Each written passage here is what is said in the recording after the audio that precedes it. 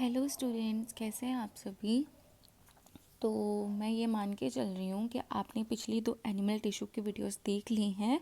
अब हमें ये चैप्टर थोड़ा जल्दी जल्दी वाइंड अप करना है, so I will take 2 to 3 days more और आपका ये चैप्टर वाइंड अप हो जाएगा। ये सबसे बड़ा चैप्टर है एनसीईआरटी का, क्योंकि इसमें फिर आप 3 सब टाइप्स भी पढ़ते हो। अर्थवॉर्म जो मेरे चैनल पे मैंने 3 शॉर्ट्स में कवर कर दिया है, कॉकरोच एंड फ्रॉग। फ्रॉग का जो मेन इंपॉर्टेंट एस्टेट वाला पार्ट है वो मैं कवर करवा चुकी हूँ। एक बार मैं एनसीईआरटी से तुम्हें पढ़ा दूँगी। कॉकरोच तुम खुद पढ़ लेना, अगर कहीं पे दिक्कत आती है तो मुझसे पूछ लेना, क्योंकि एस्टेट पॉइंट ऑफ व्यू से कॉकरोच इंपॉर्टेंट नहीं है। बाकी डीएसएसपी पॉइंट ऑफ व्यू से तीनों मेंबर्स इंपॉर्टेंट है, and other exam point of view से भी मैंने कुछ खास क्वेश्चन नहीं देखे। ठीक है, अगर कोई क्वेश्चन आता है तो मैं साथ के साथ करवाती हुई चलूँगी। तो आज हम पढ़ने जा रहे हैं, अभी तक हमने सिंपल स्क्वामस पढ़ लिया, अब हम पढ़ रहे हैं कंपाउंड और स्ट्रैटिफाइड एपिथेलियम। मैंने एक ही चीज़ बताई थी, कंपाउंड का मतलब क्या होता है, जब सेल्स मल्टीपल लेयर में अरेंज हो जाते हैं तो उसको हम बोलते हैं कंपाउंड, और स्ट्रैटिफाइड एपिथेलियम। अब ये भी 3 टाइप का होता है, स्ट्रेटिफाइड स्क्वामस एपिथेलियम। स्क्वामस तब बोलेंगे जब ऊपर की जो परत है, ऊपर की जो लेयर है वो फ्लैट सेल से बनी होती है। क्यूबॉइडल जब ऊपर वाली लेयर क्यूब्स लाइक सेल से बनी होती है। और बस इसमें तुमने एग्जाम्पल्स याद करने हैं, कहाँ कहाँ प्रेजेंट होता है, कंजक्टिवा ऑफ आई और डक्ट ऑफ स्वेट ग्लैंड में। और स्ट्रेटिफाइड कॉलमनर कहाँ प्रेजेंट होता है, मेल यूरेथ्रा में, जो अपर मोस्ट लेयर है यहाँ पे कॉलम लाइक होती है। अब जो कंपाउंड स्क्वामस स्ट्रेटिफाइड है ना, वो इम्पॉर्टेंट है, वो 2 पार्ट्स में डिवाइड है। ये भी डिपेंड करता है on the basis of deposition of keratin. अगर कैरेटीन की डिपोजिशन है तो उसको हम बोलेंगे कैरेटिनाइज स्ट्रेटिफाइड स्क्वामस एपिथेलियम। अगर कैरेटीन की डिपोजिशन नहीं है तो वो बोलेंगे non keratinize stratified squamous epithelium. Okay.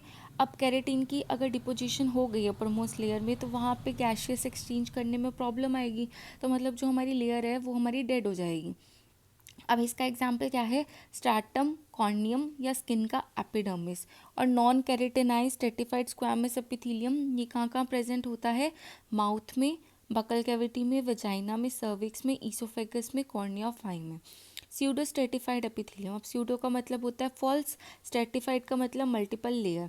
अब ये लेयर तो एक ही होती है, बट इसमें कुछ सेल्स ऐसे होते हैं छोटे कुछ बड़े, तो वो दूर से देखने में ऐसे लगता है कि मल्टीपल लेयर्ड एपिथेलियम है, इसलिए इसको हम बोलते हैं स्यूडो स्ट्रेटिफाइड एपिथेलियम। यहाँ मैंने तुम्हें एग्जाम्पल भी दे रखा है।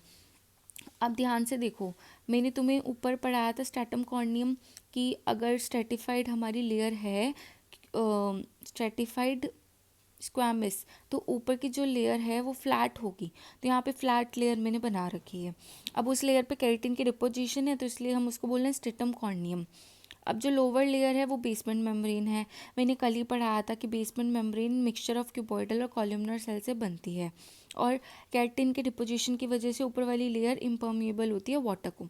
अब ये इंपॉर्टेंट है, anatomy of skin mainly important है, एपिडर्मिस की 5 लेयर और उसका सीक्वेंस पूछा जा सकता है, कुछ को एग्जाम्स में पूछा गया है। तो वाई नॉट एचटेट।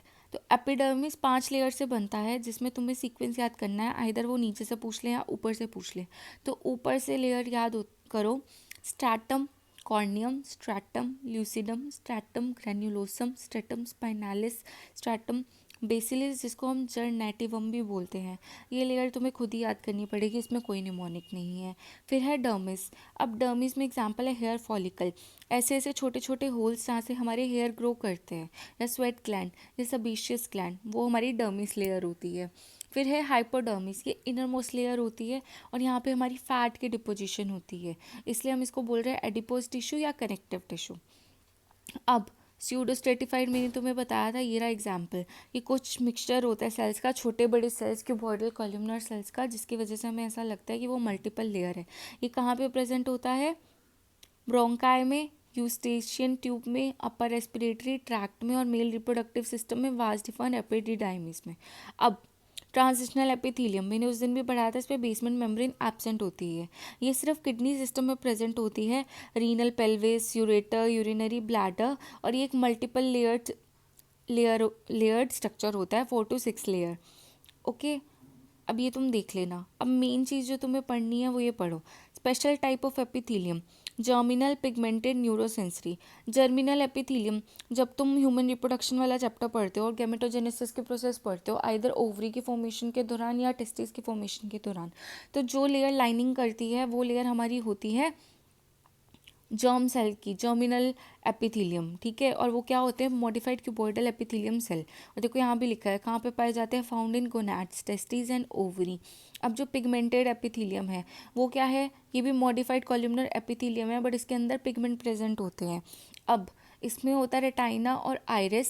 अब एक चीज़ याद रखना, 2018 का एचटेट का प्रीवियस ईयर क्वेश्चन था, which one of the following is not the pigment present in the eye. तो उसमें 4 ऑप्शंस थे, जिसमें लिखा हुआ था रोडोप्सिन, आइडोप्सिन, सियानोप्सिन और क्लोरोक्विन।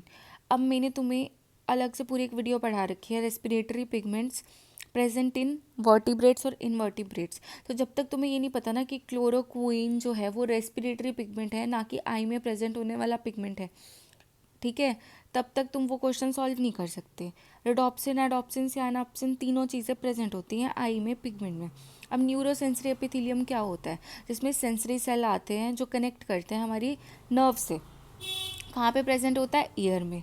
अब ये थोड़ा सा मैंने एग्जाम्पल दे दिया। ये ईयर का स्ट्रक्चर है, ईयर में एक मेम्ब्रेन होती है, इनर ईयर में रीजनल मेम्ब्रेन, नीचे वाली बेस पे प्रेजेंट होती है, तो उसको बोलते हैं बेसिलर मेम्ब्रेन, बीच में है हेयर सेल्स, न्यूरोसेंसरी एपिथेलियम। फिर ये टेस्टीज में जर्मिनल एपिथेलियम कैसे प्रेजेंट होता है मैंने वो बता दिया तुम लोगों को, ठीक है। ये तुम डायग्राम्स देख लेना खुद से, ओके। अब हम पढ़ते हैं ग्लैंड्स, जो इम्पॉर्टेंट है। अब इतनी मेहनत मैंने इतना बेस बनाने में क्यों मेहनत करी है? ग्लैंड्स बुक में सिर्फ एक पैराग्राफ पर एचटेट वाले क्वेश्चन पूछते हैं। Glands form due to invagination of epithelium into underlying tissue. जब ऊपर वाली लेयर में इन्वेजिनेशन हो जाती है ना और वो नीचे वाली लेयर तक अंदर तक धंस जाती है, तो उसको हम क्या बोलते हैं? ग्लैंड्स। ग्लैंड्स का ओरिजिन तीनों हो सकता है, एपिडर्मल, मीजोडर्मल, एक्टोडर्मल। अब ग्लैंड्स नंबर ऑफ सेल्स के बेसिस पे 2 टाइप के होते हैं। एक होता है यूनिसेलुलर जिसमें एक ही सेल है, एक होता है मल्टीसेलुलर ग्लैंड। गॉबलेट सेल और ग्लैंड और पेनेट सेल, अब ये कहाँ पे प्रेजेंट होते हैं? लाइजोजाइम में। क्वेश्चन आ सकता है। इस बार का जो क्वेश्चन था एचटेट वालों ने स्पेलिंग गलत कर दी, वरना वो क्वेश्चन अच्छा था।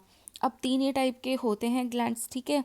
तो वो क्वेश्चन माइट भी इस बार या तो ड्रॉप होगा या फिर उस क्वेश्चन की ग्रेस मिलेगी। वो तो तभी पता चलेगा जब रिजल्ट आएगा, अभी तक रिजल्ट नहीं आया है। तो ये पढ़ो, ये 3 टाइप के ग्लैंड्स होते हैं, होलोक्राइन, एपोक्राइन, मीरोक्राइन। होलो का मतलब होता है होल, मतलब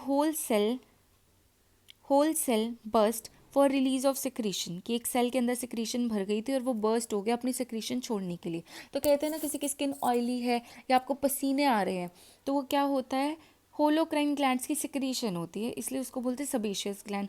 फिर है apocrine gland, only the apical मतलब ऊपर वाला part, only the apical part of cell is lost along with secretion, example mammary gland, axillary sweat gland. फिर है मीरोक्लाइन ग्लैंड, इसमें कोई भी सेल का पार्ट डैमेज नहीं होता है, बट वो सेक्रीशन निकालता है डिफ्यूजन के थ्रू। इसमें आपका एग्जांपल है स्वेट ग्लैंड, सलाइवरी ग्लैंड। तुम्हें तीनों ग्लैंड्स के टाइप्स की डेफिनेशन पता होनी चाहिए और एग्जांपल्स पता होना चाहिए। फिर अगर शेप के बेसिस पे करें तो 2 टाइप के ग्लैंड होते हैं, ट्यूबुलर ग्लैंड और एल्वियोलर ग्लैंड। ट्यूबुलर ग्लैंड में जो सेक्रेटरी पोर्शन है वो ट्यूब लाइक होता है, और एल्वियोलर ग्लैंड में जो पोर्शन होता है वो एसिनर टाइप होता है, सैक लाइक होता है। तो आज के लिए इतना बहुत है, कल हम पढ़ेंगे specialise connective tissue. Hope you like this video. And जिन बच्चों को लगता है ना कि मैम एक्स्ट्रा पढ़ा रही है और ये नहीं आएगा, एक बार पढ़ के देखना और फिर एनसीईआरटी पढ़ना, और मैं तुम्हें वेरियस एग्जाम के क्वेश्चंस बता दूंगी कि इस चैप्टर से कैसे क्वेश्चंस पूछे जाते हैं। तो अगर मैं पढ़ा रही हूँ ना तो कोई रीज़न है इसका कि ये चैप्टर ऐसे पढ़ना ज़रूरी क्यों है। बाकी अगर किसी भी बच्चे को लगता है ये वीडियो यूज़फुल नहीं है, आप डायरेक्टली एनसीईआरटी पढ़ लो, कोई इशू नहीं है। बट मेरा फ़र्ज़ है कि मैं तुम्हें सब करवाऊँ और इतने अच्छे से करवाऊँ कि बाद में तुम्हें बार बार पढ़ने की नीड ना पड़े। ये वीडियो तुम्हें हर एग्ज़ाम में हेल्प करेगी। तुम कोई भी बायोलॉजी रिलेटेड एग्ज़ाम दे लो, किसी भी स्टेट टेट दे लो, कोई भी डीएसएसपी एग्ज़ाम दे लो, कोई भी एनवीएस केवीएस कुछ भी, ये वीडियो हर एग्ज़ाम के लिए इम्पॉर्टेंट है। That's all for today. Please like share and subscribe my channel Lifeology Sensei.